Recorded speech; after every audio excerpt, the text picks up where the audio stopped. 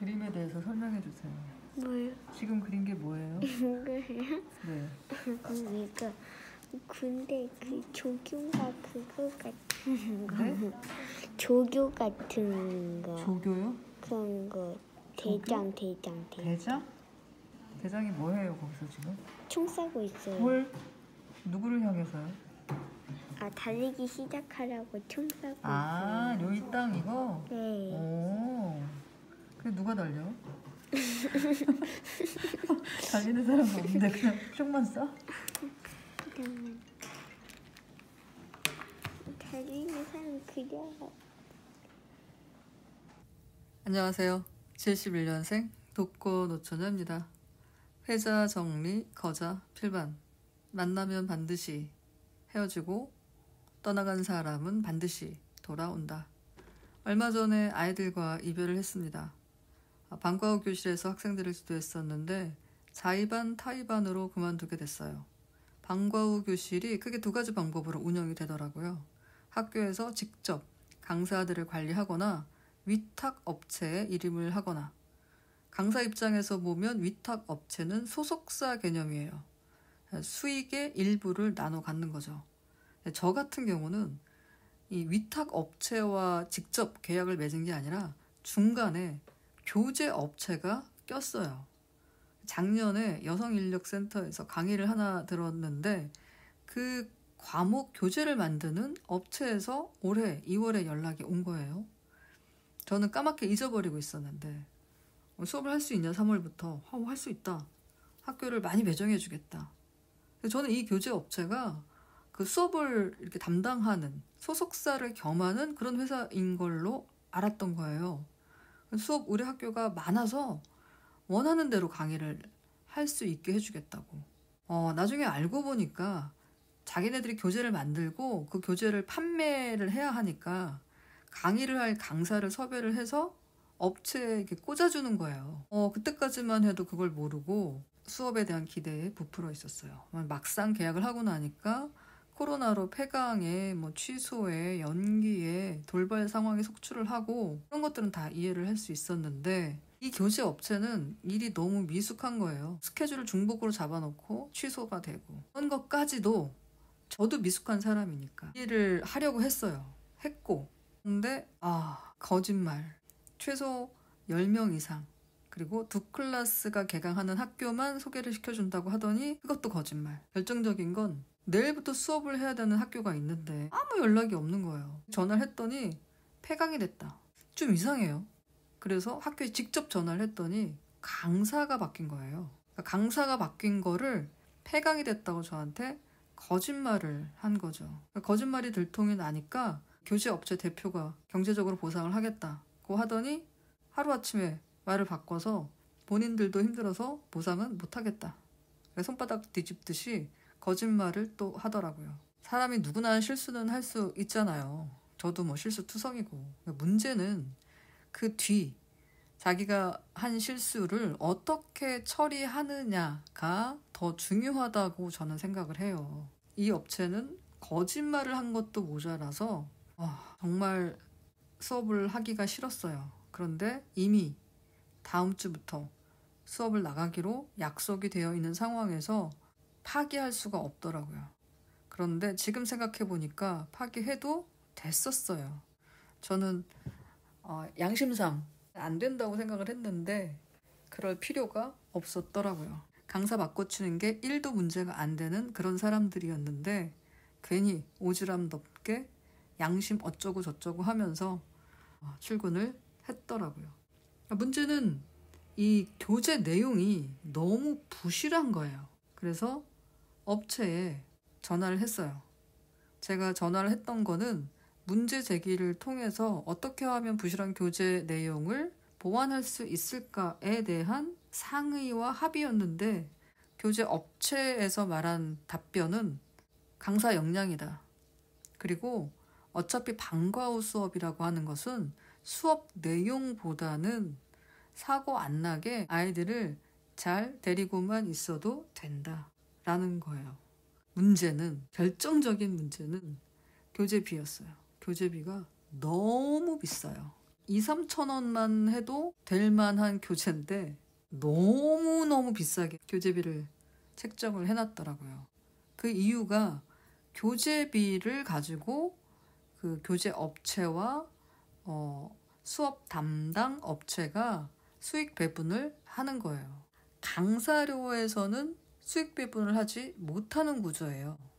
그러니까 교재비에서 그렇게 소속사와 선생님들 간에 수익 배분이 이루어지는데, 저 같은 경우는 교재 업체가 중간에 떡하니 들어가 있고, 그 교재 업체는 회사니까 회사를 운영하려면 또 뭐 직원도 있어야 되고 운영비가 있어야 되잖아요. 말도 안 되는 가격의 교재비인데 그것도 학교마다 교재 책정비가 또 달라. 그 사실을 딱 알고 나니까 양심상 강의를 할 수가 없겠더라고요. 2분기부터는. 그래서 수업 담당 업체에 얘기를 했죠. 이 교재를 가지고는 수업을 할 수가 없다. 양심상.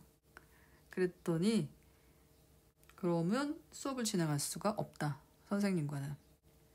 그래서 잘린 거죠. 뭐.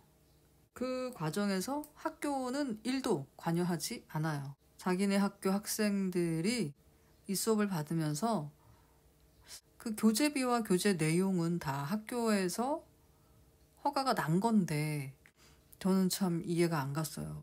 이런 말도 안 되는 교재를 이런 높은 가격에 책정을 했는데 학교에서 허락을 해줬다는 게 정말 이해가 안 가더라고요. 충격받았어요. 이 방과교실이라는 게 사교육비를 절감하고 다양한 수업 기회를 학생들에게 제공하고자 만든 프로그램인데, 이렇게 허술한 관리로 비양심적인 업체들이 수익을 창출하고 그 피해는 학부모님들과 학생들의 몫이고 학교는 1도 관심이 없고, 이 수업 위탁 업체는 과목을 많이 개설할수록 이익이 나요. 얼핏 보면 수업 내용이 되게 다양해져서 학생들에게 좋을 것 같지만 사실은 학생들한테 선택지를 많이 주는 거예요. 그래서 중복 수강을 많이 하게끔. 수강 신청 인원이 많으면 많을수록 수업 위탁 업체 수익은 늘어나게 되는 거죠. 상대적으로 강사들의 수익은 줄어들 수 있는 확률이 높아져요. 아이들이 많이 분산될 수밖에 없으니까요. 본인 수업을 계속해서 재수강하게끔 하려면 피나는 노력이 필요하겠죠. 물론 그거는 충분히 수업의 질을 높이는 하나의 방법이 될 수도 있겠지만요. 아이들과 지내는 게 좋아서 취미로 수업을 하시는 강사분들은 큰 문제가 안 되겠지만, 생계를 위해서 수업을 하시는 분들에게는 어려운 일이에요. 과목별 편차가 굉장히 커요. 이렇게 올해 벌써 2번째 실패를 하게 됐습니다. 이별은 늘 어려워요. 나름 이별에 담대하고 담담하다고 생각을 했는데 간만에 이별이었어요. 워낙 어렸을 때 엄마와 이별을 했고 사랑했던 친구들이 병으로 세상을 떠나면서 불가항력적인 상황이라는 걸 굉장히 어린 나이에 인지할 수 있었어요.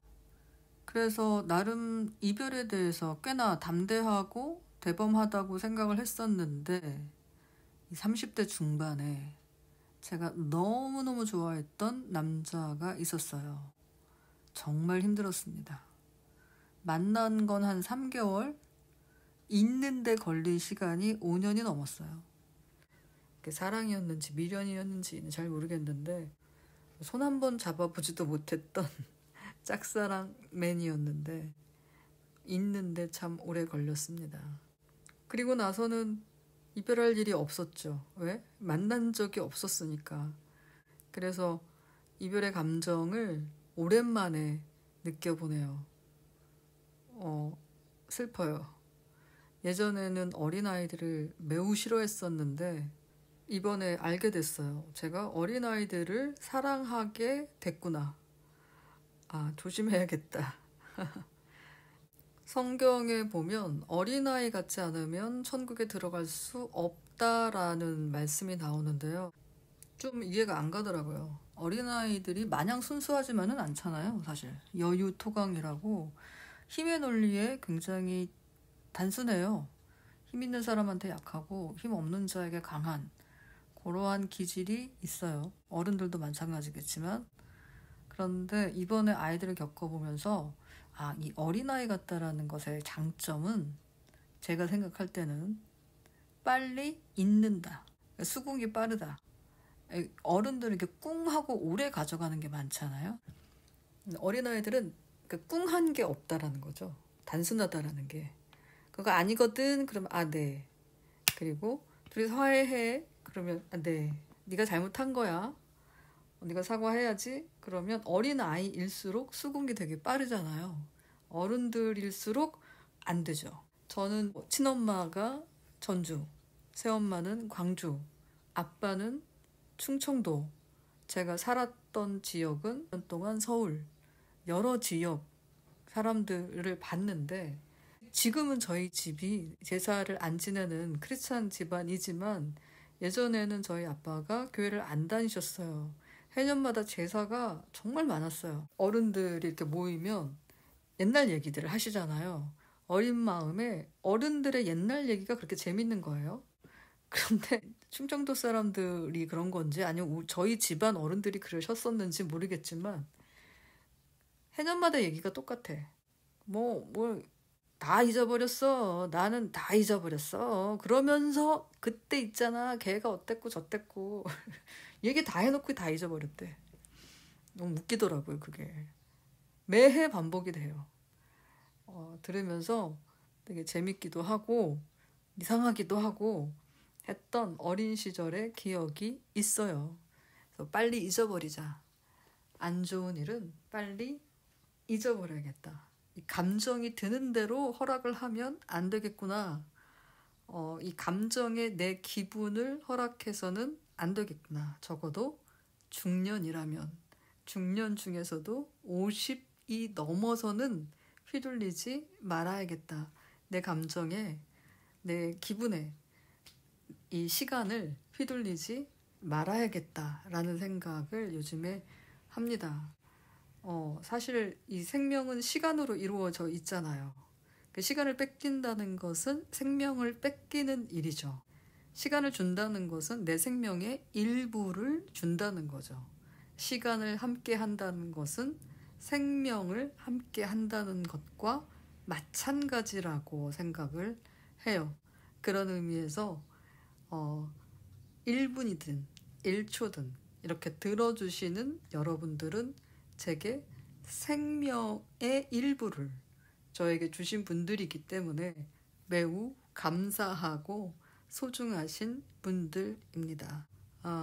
이별, 이 작은 채널인데도 만남과 헤어짐이 많이 있어요. 생각해보면 이별에 담담해지는 건 그렇게 썩 좋은 일만 같지는 않아요. 저 같은 경우는 마음을 다 안 줬다는 결과이지 않을까. 아프다는 건 그만큼 내가 마음을 줬다는 게 아닐까. 이렇게 서운하고 쓸쓸하고 슬픈 마음이 다행스럽기도 합니다. 내가 그만큼 아이들을 사랑했었구나 라는 것의 증거일 수 있으니까요. 주저리 말이 길어졌습니다. 이제 다음엔 또 무슨 일에 도전을 해야 할지 또 이렇게 백수가 되어버렸습니다. 들어주셔서 감사합니다. 근데 그러니까 나 보고 싶었어, 안 보고 싶었어? 보고 싶었어요. 근데 왜 아까 아는 척 안 했어? 아니 그 얘기를 갑자기 꺼내시면 어떻게 알아? 뭘 깜빡했죠? 이렇게 보면서도. 깜빡했어. 아니 이렇게 눈을 어떻게 봤는데 깜빡해. 그러니까 사랑한다는 얘기지? 네. 선생님 사랑해 안 사랑해? 사랑해요. 진짜? 또 그러다 진짜 다친다. 하지마. 사랑합니다. 사랑해요. 진짜?